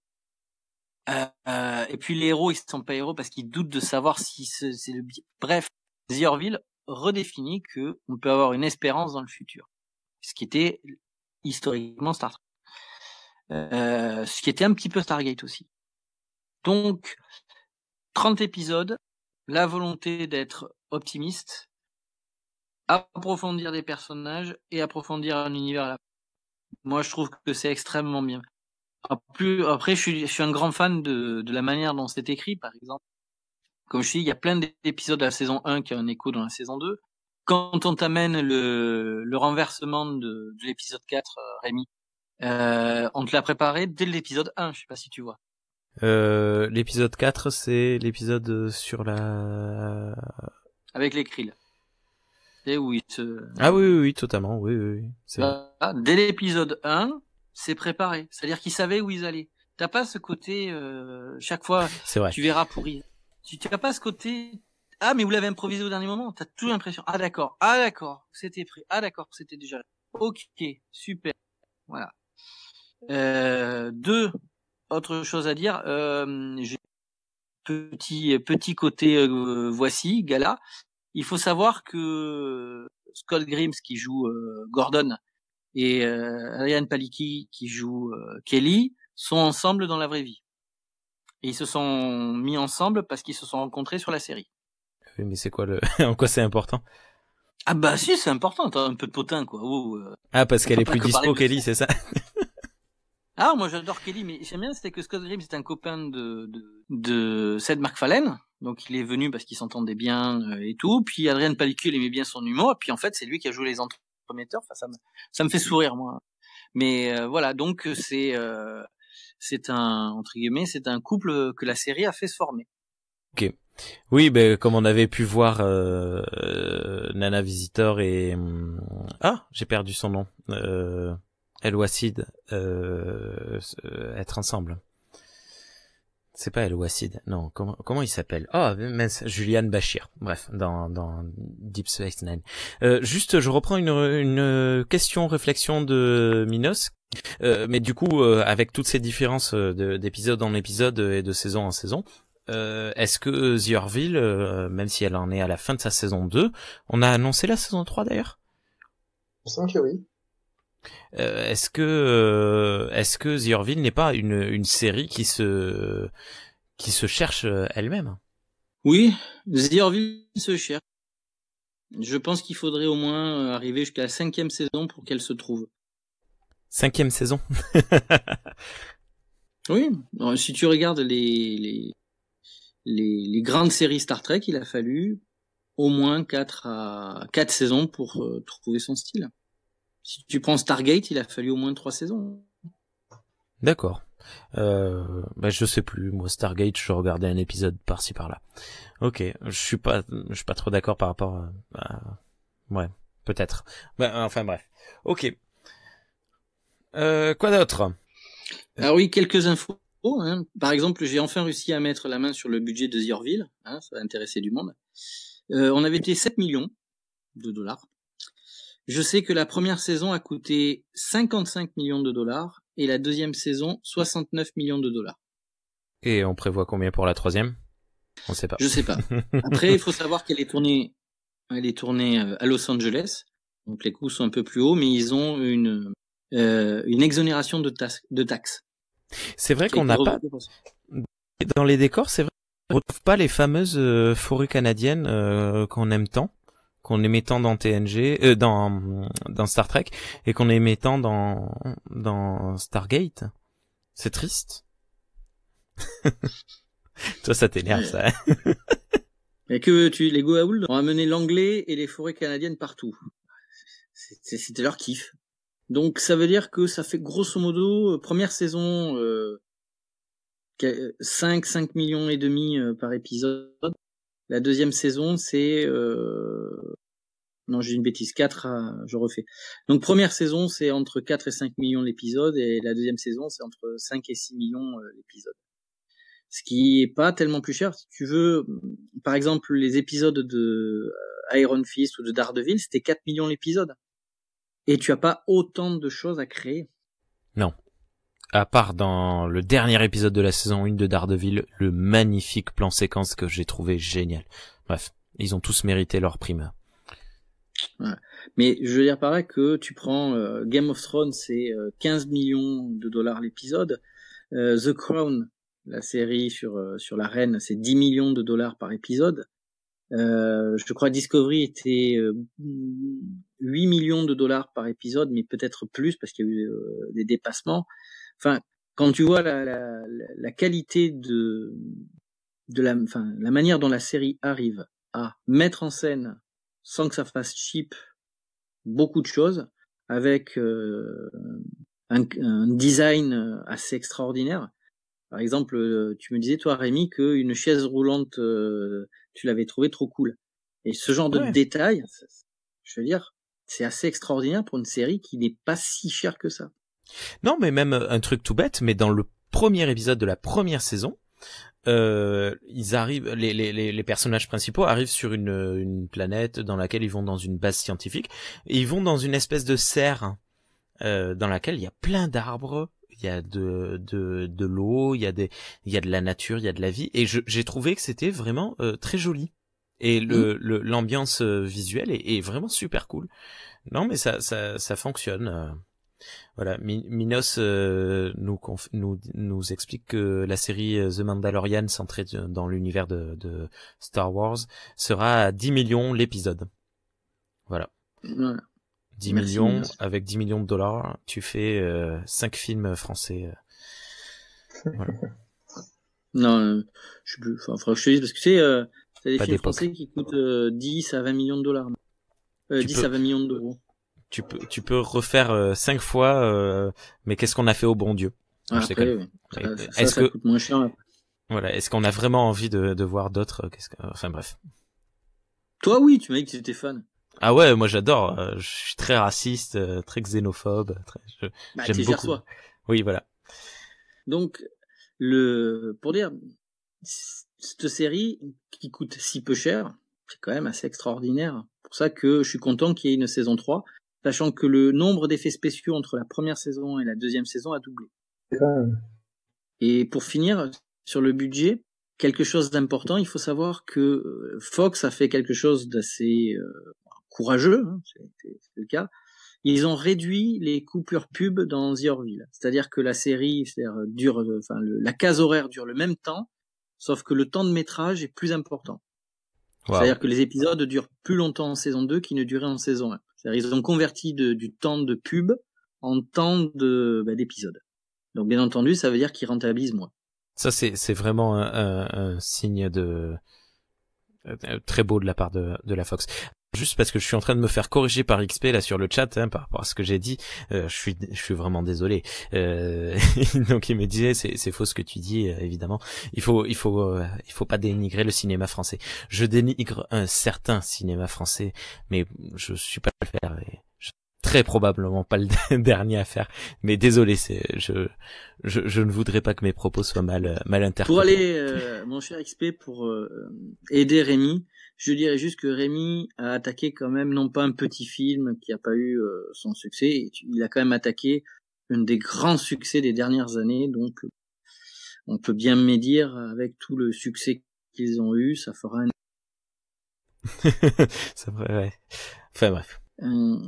Faut savoir, alors tiens, tu es prêt, vous êtes prêts, Rémi et Doc, parce que j'ai une petite subtilité pour vous. Doc, est-ce que tu es assis? Je suis assis. Cool. Alors, faut savoir, là, on va parler un petit peu des audiences, vu qu'on est sur Rossou de la série. La série a perdu à peu près un tiers de ses spectateurs entre la première saison et la deuxième saison. Sauf que la première saison, c'était de septembre à décembre. La deuxième saison est arrivée à partir de janvier, il me semble, jusqu'à fin avril. Donc c'est pas exactement les mêmes. Elle avait Gotham en série avant, Gotham qui a été une série qui a pas tellement rencontré un grand succès. Donc c'est toujours pareil, quand tu es poussé par une série qui est assez moyenne, c'est dur de décoller. En France, elle cartonne cette série. Tout le monde parle de Gotham. Ouais. Bon bah écoute. Non, mais j'ai maté la moitié des épisodes et puis je suis parti. Pourtant j'adore Bruno Hiller, mais je me suis arrêté à la deuxième saison. Gotham la marchait pas. déprime, hein, et les clichés, non, enfin voilà. Enfin bref. Donc l'univers Batman quand même. Tu disais quoi, Doc? On parle de l'univers Batman, donc forcément c'est pas le plus joyeux. Ouais. Mais bon, moi si tu veux, j'ai lu les 30 000 heures dans C'est inspiré, qui est Year One. C'est pas joyeux, mais c'est quand même un petit peu plus, je dirais pas optimiste, mais voilà. Year One, c'était super cool, mais la série directe dont est tiré Gotham Central, qui est par Brubaker, si je dis pas de conneries, est excellente, est vraiment excellente, et comme tu dis, tirée un peu plus positive dans son message, bien que l'univers présenté soit très crade et très sombre. Voilà, c'était un petit, voilà, tu as bien résumé. Enfin bon. Donc pour revenir à The Orville, The Orville cartonne sur c'est pas une série qui est vue dès le jeudi soir, parce qu'elle est diffusée le jeudi soir, mais elle est très enregistrée, c'est-à-dire que beaucoup la regardent dans les 2 à 3 jours, parce qu'ils l'ont enregistrée sur leur box et tout. Donc c'est énormément de l'audience que fait The Orville est une audience a posteriori. Et c'était parmi les plus grosses progressions d'audience entre la diffusion hertzienne puis la diffusion sur en ce qu'ils appellent en live plus 3, voire en live plus 7. C'était pour la Fox, c'était une des plus grandes évolutions. Mais Rémi, tu n'es pas sans savoir que Fox a été racheté. Oui, par Disney. Voilà. Et donc, maintenant écoute bien. Donc Disney a racheté la Fox pour ce qui est du cinéma, pour ce qui est de la participation dans la platine de SVOD Hulu, dans lequel est diffusé The Orville. Mais la chaîne hertzienne Fox est restée à la propriété des anciens propriétaires de la Fox, la famille Murdoch. Tu me suis jusque-là? Oui. Donc, The Orville était une production Fox. Faut savoir que quand tu es une série, quand tu es un diffuseur, tu développes tes propres séries, mais tu achètes aussi à des studios. Tu vois, par exemple, sur la Fox, il y avait L'Arme Fatale, qui était fait par un autre studio, et c'est Fox qui avait acheté les droits pour le diffuser. Donc, Fox finançait par son achat la production de la série. Mais elle doit partager tout ce qui peut être royalties avec le studio qui l'a produit. Pour The Orville, c'était une production interne de Fox. C'était donc Fox Production pour la chaîne Fox. D'accord? Mais Disney est passé par là. Ce qui fait que l'unité de production de séries TV de Fox est maintenant procédée par Disney. Et donc The Orville est une série maintenant Disney qui est diffusée par la chaîne Fox indépendante de Disney. D'accord. Ça, c'est le changement qui a eu lieu depuis le rachat de Disney, qui peut expliquer pourquoi est-ce qu'on a mis autant de temps à savoir si The Orville allait être renouvelé pour une 3e saison. Ce qui fait que, vu que c'est diffusé par Disney la met sur Hulu, mais tu pourrais l'avoir sur Disney+. Ah, du coup, mais oui, mais c'est vrai que je suis bête. Du coup, on zappe totalement ce que je fais de par cette série sur Apple TV. Parce que je trouvais que ça correspondait bien. Pas forcément, parce que si à un moment la série Disney décide de ne, c'est-à-dire Fox, l'ancien Fox Production, décide de ne pas renouveler le contrat pour une saison 3. Dans les contrats états-uniens, tu as la possibilité, ok, je ne renouvelle pas, mais l'équipe créative peut essayer d'aller démarcher d'autres studios ou d'autres diffuseurs qui pourraient reprendre la série. Ça a été le cas, par exemple, de Stargate, qui a été annulé, je sais plus par qui, et repris par Sci-Fi. D'ailleurs, c'est Sci-Fi qui a fait beaucoup plus de Stargate. Donc, ça veut dire que si jamais, par exemple, Fox, possédé par Disney, donc cette entité de production pas renouvelée, là, par contre, tu peux très bien avoir Mark Farlane et les autres qui disent qui vont aller voir Apple, et Apple peut très bien dire je sauve la série. Par exemple, la série Lucifer a été annulée à la saison 3 et elle a été reprise par Netflix pour la saison 4. Voilà comment, tu vois, dans ce genre de jeu, de chaîne musicale et tout. Mais tu vois, par exemple, si tu sais que Apple peut la récupérer, peut-être que Disney, ne voulant pas aider Apple, va peut-être la garder pour qu'elle continue sur Fox, même si les audiences sont en baisse, quitte à la mettre sur leur propre plateforme à eux. Enfin, tu vois, le genre de jeu, de chaise musicale, de je te tiens, tu me tiens, etc., qui fait que je pense, moi, que The Orville a un avenir. Parce que ceux qui la possèdent actuellement vont vite savoir que s'ils la laissent tomber, ça va renforcer un coup. Donc, autant continuer à l'exploiter. Parce qu'il y a une vraie base de fans. En 2 saisons, cette série a réussi à avoir une vraie base de fans qui, à mon avis, il y a beaucoup d'anciens de Star Trek dedans, mais il y a une vraie base de fans qui a été créée. Oui, totalement. On les retrouve très facilement sur Internet. Et d'ailleurs, on parle de rachat et tout, mais la Fox a récupéré les droits pour diffuser SmackDown du catch de la WWE à partir du mois d'octobre prochain. Et voilà, il faut toujours que je fasse un lien avec le catch, hein, vous le savez. Si c'est pas le catch, c'est la planète des singes. Voilà, ça m'a fait rire de me dire que The Orville et SmackDown risquent de se retrouver sur les mêmes chaînes. Non, ce sera pas les mêmes chaînes, mais ça appartient au même groupe. Bref. D'autres. C'est un match de catch. Voilà, tu vois le Bortus contre AJ Styles. Pourquoi pas? Je paierai pour voir ça. Je sais pas. Bref, j'allais sortir du name dropping. On s'en fout. Voilà, Minos le dit. Tout le monde s'en fout de ton catch. Merci Minos. Matou, est-ce que tu as d'autres choses à nous présenter Oui. de The Orville? Oui. Ça sera mon deuxième coup de gueule après les supports physiques qui ne sont pas à la hauteur de la série. Je répète, en DVD, une série qui est quand même aussi belle à regarder, même si on peut ne pas apprécier certains effets spéciaux, mais il y a tellement de choses qui ont été mises dans les détails que ça mérite au moins de la HD.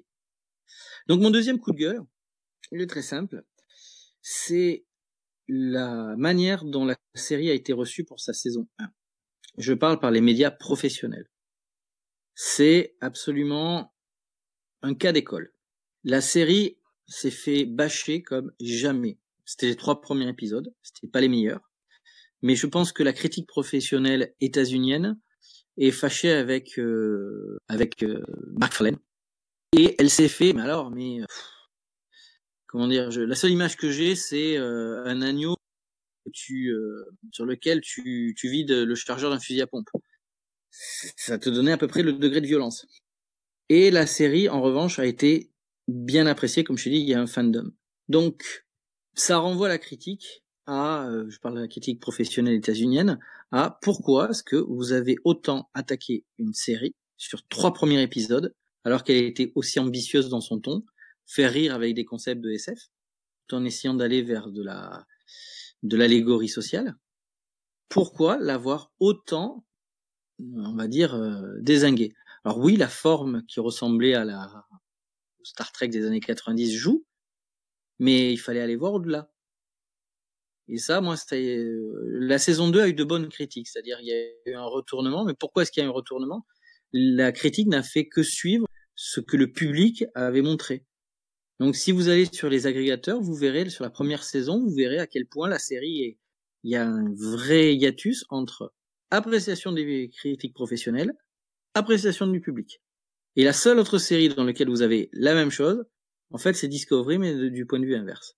Ce qui a été assez rigolo et qui a mené à pas mal de débats sur certains forums. Après, moi j'ai mon explication, mais elle n'est pas forcément très agréable à entendre. Mais vas-y, fais-nous en part maintenant que tu as teasé. Non, attends, après tu vas prendre des plaintes et tout. Va falloir que tu vendes ta maison. Enfin non. Mais ça tombe bien, j'ai pas de maison, je suis en location, donc c'est pas c'est pas grave. Est-ce que tu as d'autres coups de gueule peut-être Non, c'est le seul. Mais d'une manière pour se faire à Orville, pour que chacun puisse se faire son idée. Cette manière d'avoir mal reçu la série sans voir ce qu'elle pouvait, ça doit amener une réflexion sur quel est le regard, quels sont entre guillemets ce qu'on appelle une doxa, c'est-à-dire le mode de pensée dominante au sein des journalistes de critique films et séries états-uniens. J'aurais admis qu'il y ait, des oppositions, il y en a qui aiment, il y en a qui aiment pas et tout, mais qu'il y ait à ce point une certaine convergence de vues dans l'erreur, ça en dit long sur la pensée dominante qu'il y a dans ce milieu. Ok. T'as vendu ta maison, là? Non, T'es déjà en train de la mettre sur le bon coin, là? Non, je me suis en train de me dire qu'il faut que je vende maximum de chaussures pour vite. Enfin bref. Dernier encart de ce que j'ai ramené, une déclaration de Mark Fallen. Pourquoi est-ce qu'on voit autant les Moclans en saison 2 et pourquoi est-ce que c'est lourd? Mark Fallen, c'est quelqu'un qui vient de l'animation, qui a fait Family Guy, qui se présente comme ce qu'on appelle un libéral. Au sens américain, ça veut dire quelqu'un de progressiste de gauche. Au sein des États-Unis, il y a beaucoup à en dire tellement, si tu veux, Wauquiez, il est à gauche là-bas. Voilà. Enfin, c'est. Après, il y a certains qui me diront qu'aux États-Unis, il n'y a pas les mêmes clivages, il n'y a pas la même manière de penser en tant que droit à gauche, etc. Enfin, bref. Mais Mark Fallen est quelqu'un qui a un certain contact avec une Amérique profonde. C'est ce que tu vois dans certains de ses films, comme Tête 2. C'est-à-dire, c'est pas quelqu'un qui ne fraye apparemment que parmi, alors qu'il est millionnaire, hein, faut pas l'oublier. C'est pas quelqu'un qui ne fréquente plus qu'une haute société.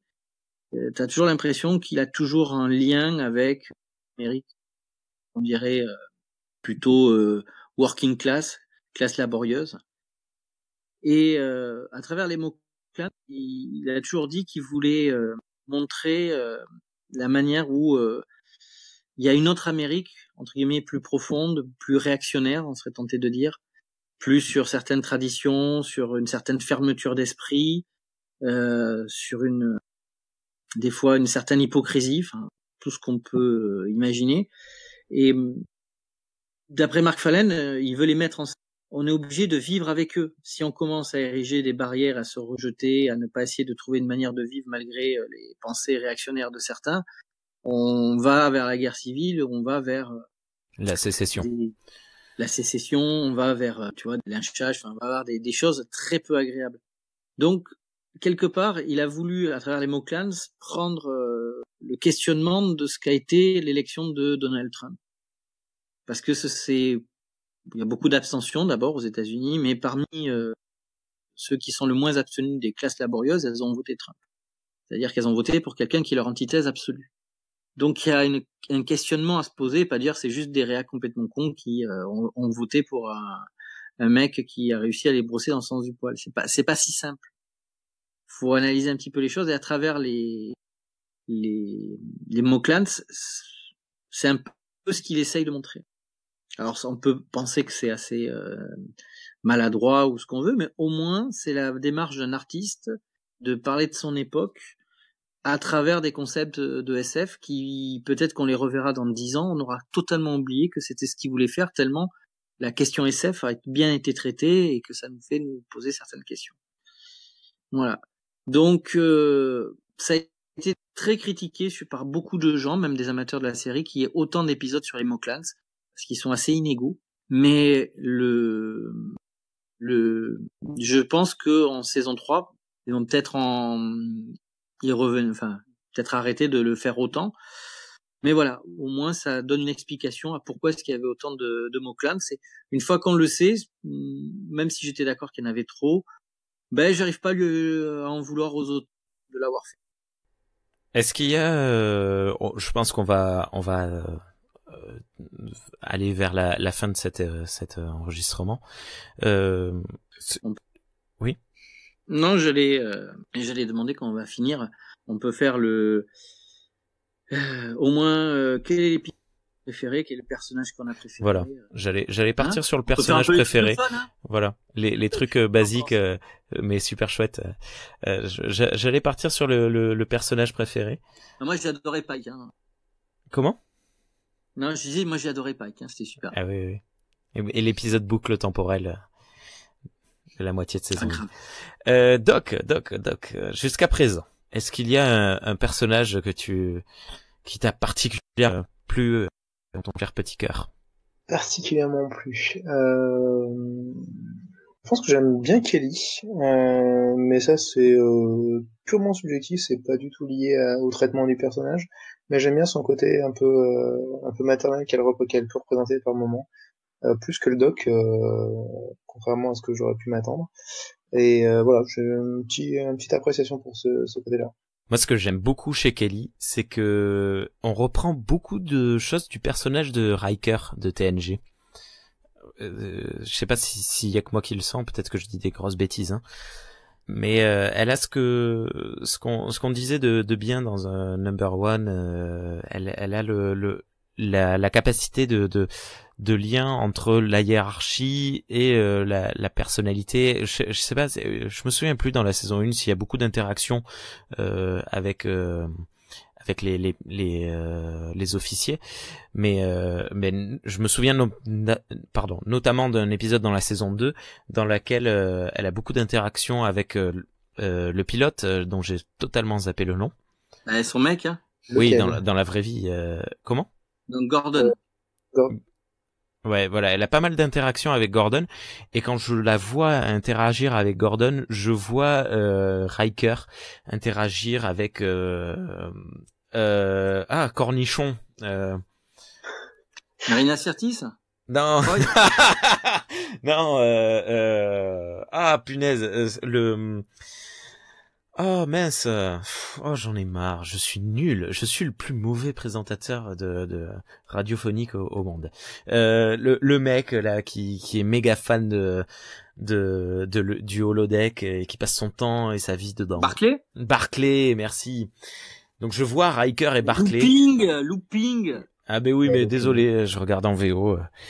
Et non, mais Looping, c'était dans l'agence Tourisque. C'est le même acteur. Ah, c'est le même acteur. Eh oui. Oh, voilà, j'ai fait ta journée. Hein. Découverte. Mon mind blowing là qui vient de se passer. Et le père de Jordi, c'était Barracuda. Oh, bravo. Et voilà, est-ce qu'il y a bon, d'accord. Tu as beaucoup apprécié le personnage de Kelly. Il y a un épisode peut-être qui t'a particulièrement plu dans la première saison? Ouais, alors pas qu'un, mais je dirais, alors j'ai pas du tout fait attention au titre porté. Attends, si j'ai essayé de prendre des notes. 1, 2, 3, 4, 5, 6, c'est le 6e épisode, je crois. Celui où ils sont sur une planète où tout le monde porte un badge et où ils notent les gens avec des plus et des moins, avec le procès, tout ça. Et j'ai trouvé que c'était un pur épisode de science-fiction. Comme on pourrait le trouver dans n'importe quel auteur, complètement hors Orville, hors Star Trek, hors tout ça. Pour moi, c'est vraiment l'essence type d'un épisode de science-fiction. C'est voilà, on montre une société, on montre un comportement qu'on peut apparenter chez nous très facilement avec tous les réseaux sociaux, et on traite. Et pour moi, c'était vraiment l'archétype type d'un bon épisode de SF. Avec un gros parallèle à faire avec un épisode de Black Mirror qui était excellent également. Et les deux sont inspirés du même sur un espèce de roman, analyse, critique qui est paru, et les deux ont été faits à partir de ça. D'accord, ben ça ne m'étonne pas parce que c'est très très très très très proche. Ok, Matou, tu veux le faire? Tu veux nous dire qui est ton perso et quel est ton épisode? déjà je mets Isaac hors catégorie. Le personnage le plus SF, le personnage qui amènera un tournant assez extraordinaire, le personnage dont ce tournant ne sera pas vraiment très approfondi avec lui en fin de saison 2 parce que les auteurs ont gardé ça pour la saison.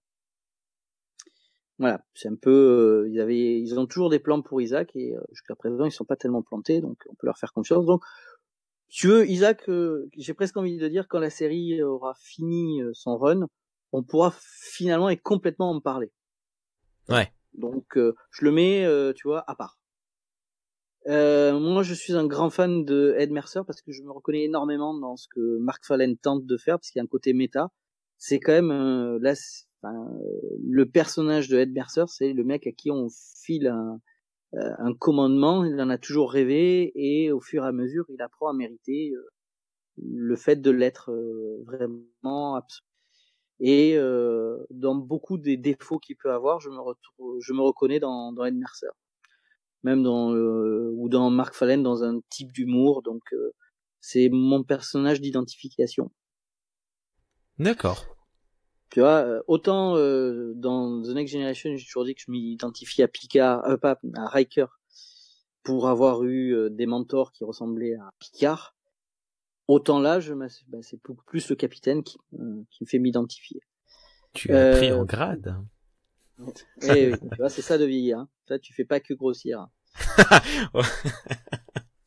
Juste une petite incise, le personnage joué par Penny Johnson pour le docteur, ça a l'air de rien, mais je trouve ça vraiment très intéressant de nous avoir montré une femme célibataire on va dire dans la quarantaine, cinquantaine, en train d'élever ses enfants. Ouais, j'aime beaucoup ce personnage. C'est pas un personnage qu'on voit souvent, tu sais, on ramène un petit peu trop les personnages féminins à, tu vois, des rôles, soit c'était des rôles de commandants, soit des rôles de jeunes femmes et tout, mais d'être à la fois quelqu'un qui manie sa vie de famille et son travail, tout en étant la plus expérimentée, parce que tu vois très bien qu'elle est plus vieille que beaucoup des éléments du cast. C'est-à-dire ça joue aussi dans l'univers. C'est elle qui est quand même un peu plus expérimentée. Donc moi je trouve ça vraiment vraiment très très bien et j'ai adoré quand l'alien protéiforme l'a dragué. Quoi. Qu'est-ce que ça m'a plu ça. Parce que je trouvais ça tellement on pourrait croire que c'est lourd, tu sais que c'est vraiment la drague lourde et tout ça, mais finalement ça s'est bien goupillé, puis le personnage est assez respectueux et quoi qu'il se soit passé entre eux, c'est assez entre adultes consentants. Enfin voilà, je trouve qu'il y a beaucoup de thématiques intéressantes autour de ce personnage, même si c'est pas mon personnage préféré.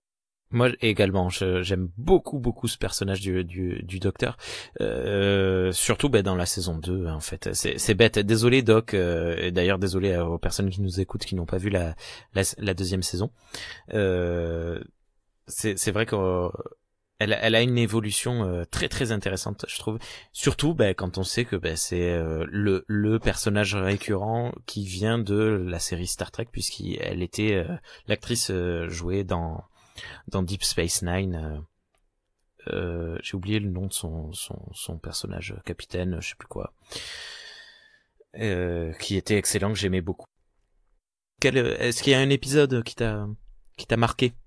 Saison 2, bon, il y a le double épisode, bien entendu. Beaucoup des choses, l'avant-dernier épisode plus. Il y a beaucoup de choses sur une certaine finesse, mais si je devais en choisir un, moi j'ai choisi l'épisode 4 de la saison 2. Parce que, comme j'ai pu l'écrire, c'est dans le classique, c'est dans l'efficace, mais c'est positif, et au niveau de l'écriture. Quand tu as une révélation, la révélation, elle doit avoir un sens, elle doit amener quelque chose.